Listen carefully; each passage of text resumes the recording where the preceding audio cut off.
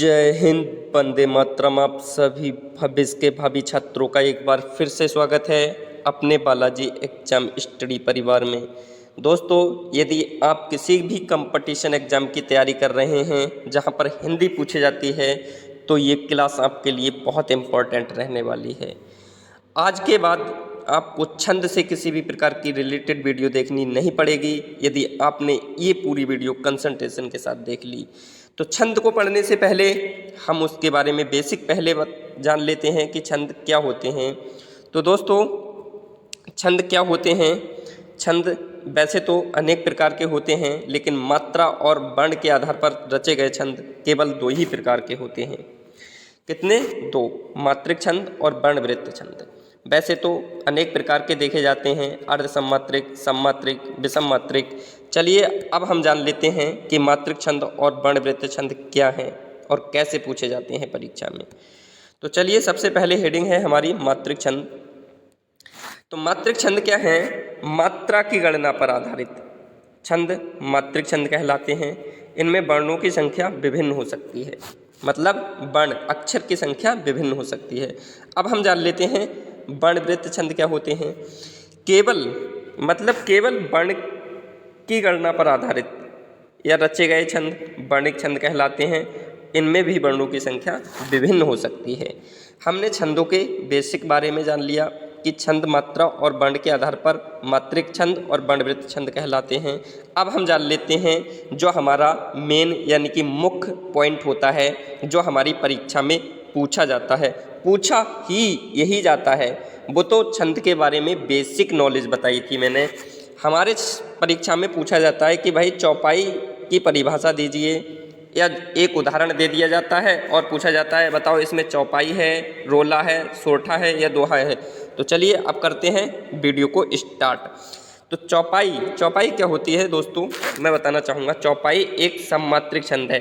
सम यानी कि जहाँ पूछा जाता है बताओ, ऐसा क्वेश्चन दे दिया जाता है कि बताइए चौपाई एक सममात्रिक छंद है या विषम मात्रिक, तो आपको सममात्रिक छंद मानना चाहिए। और इसमें 4 चरण होते हैं। क्या होते हैं? चौपाई में 4 चरण होते हैं। कितने? 4 चरण होते हैं और प्रत्येक चरण में 16-16 मात्राएं होती हैं। फिर इसका एक उदाहरण दिया गया है, बहुत सिंपल सा है। किसी बच्चे को याद करने में या किसी गृहिणी या किसी शिक्षक शिक्षिका को याद करने में परेशानी नहीं होगी। एग्जाम्पल है मंगल भवन अमंगल हारी, द्विभुज सो दशरथ अजर बिहारी। मतलब रामायण से लिया गया है। चौपाई का उदाहरण आपको याद रखना है, बहुत सिंपल सा है। चौपाई के बारे में एक बार मैं फिर से बता देता हूँ, मुख्य पॉइंट क्या होता है। यह एक सममात्रिक छंद याद रखना है आपको। क्या है? सममात्रिक छंद है और इसमें 4 चरण होते हैं, प्रत्येक चरण में 16 मात्राएं होती हैं। बस 3 पॉइंट याद रखना है और आपको उदाहरण देख लेना है। मंगल भवन अमंगल हारी, द्विभुज सो दशरथ अजर बिहारी। चलिए अब देख लेते हैं हम रोला। रोला क्या होता है? रोला भी सममात्रिक छंद है। उसमें क्या होता था? चौपाई में क्या था? चौपाई में थी 16-16 मात्राएं, लेकिन इसमें क्या है? 24-24 मात्राएं हो जाती हैं। बस फर्क इतना हो जाता है कि जो रोला है ये भी सममात्रिक छंद है। इसमें भी 4 चरण होते हैं, लेकिन वहाँ 16 मात्राएं थीं, लेकिन यहाँ क्या है? 24। तो इसका क्या उदाहरण होता है? कोऊ पापिये पंचित प्राप्ति सुनि जगमग धावत, बनी बनी बावन वीर बढ़त चौचत मचावत, पै तकी ताकी लोथ तिरपतगा के तटलावत, 9-11 होत 3-5 ही बिसरावत। बहुत सिंपल सा उदाहरण है दोस्तों, आपको किसी प्रकार की दिक्कत नहीं होगी इसे याद करने में।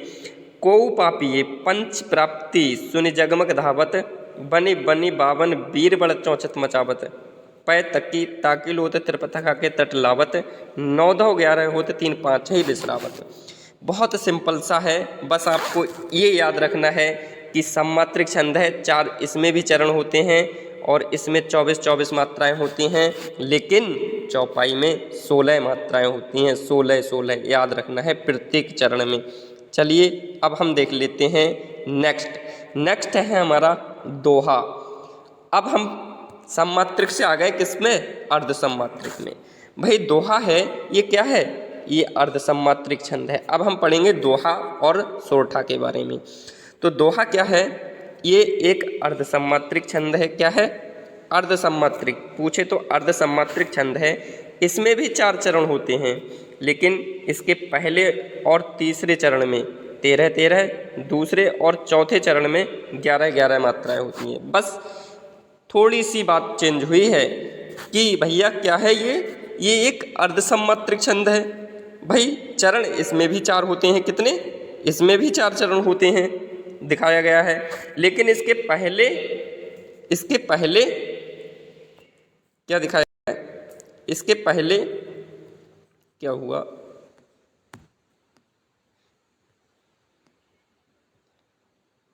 Done. Your alarm set for tomorrow at 7 a.m. हाँ, इसके पहले और तीसरे चरण में 13-13, दूसरे और चौथे चरण में 11-11 मात्राएं होती हैं। तो इसका उदाहरण क्या है? इसका उदाहरण भी बहुत सिंपल सा है। देखो, आपको कहें सब भलो, अपने कहे कोई, तुलसी कहें सब भलो, सुजन सराहे सोई। ये भाई एक अर्धसम्मात्रिक छंद का उदाहरण है। ये दोहा का उदाहरण है, क्योंकि दोहा की जो परिभाषा होती है वो होती है यह अर्धसम्मात्रिक छंद है। इसमें 4 चरण होते हैं। इसके पहले और तीसरे चरण में 13-13, दूसरे और चौथे चरण में 11-11 मात्राएं होती हैं।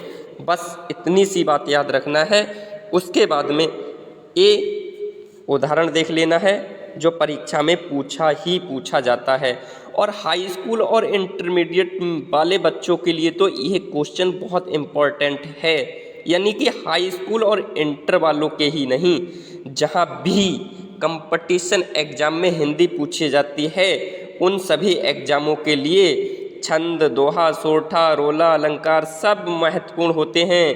कहीं से भी एग्जामिनर का माइंड बदल जाता है और कहीं से भी उठा कर रख सकता है कोई भी क्वेश्चन।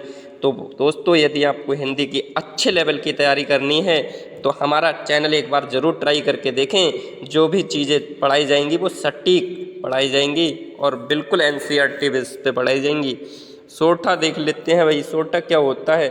सोठा भी दोहा का उल्टा होता है। सिर्फ क्या होता है, जो दोहा में था, दोहा अर्धसम्मात्रिक था तो सोठा भी अर्धसम्मात्रिक होगा। उसमें 4 चरण थे तो इसमें भी 4 चरण थे। लेकिन क्या था, इसके पहले और तीसरे चरण में कितनी थी? 13-13, लेकिन यहाँ क्या है? 11-11। दूसरे और चौथे चरण में कितनी थी? 11-11, यहाँ 13-13 हैं। बस मात्राओं के चेंज हो जाता है और सेम वही बात रहती है। और एग्जाम्पल हमारा ये दिया गया है, लोहित लेख डूब गया दिनमणि आहा, व्योम सिंधु देख तारक बुदबुद दे रहा। लोहित लेख डूब गया दिनमणि आहा, व्योम सिंधु देख तारक बुदबुद दे रहा। दोस्तों, मैंने सोठा, रोला पढ़ाया, सोठा पढ़ाया, दोहा पढ़ाया, चौपाई पढ़ाई। और यदि आपको इन सभी परिभाषाओं या एग्जाम्पल में दिक्कत हुई हो तो मुझे कमेंट बॉक्स में अवश्य लिखें। मैं आपकी पूरी हेल्प करूंगा। और मैं चाहता हूं कि हमारा बालाजी एग्जाम स्टडी चैनल एक दिन देश की नंबर 1 हिंदी बनाकर दिखाएंगे। जय हिंद, वंदे मातरम, इनकलाब जिंदाबाद।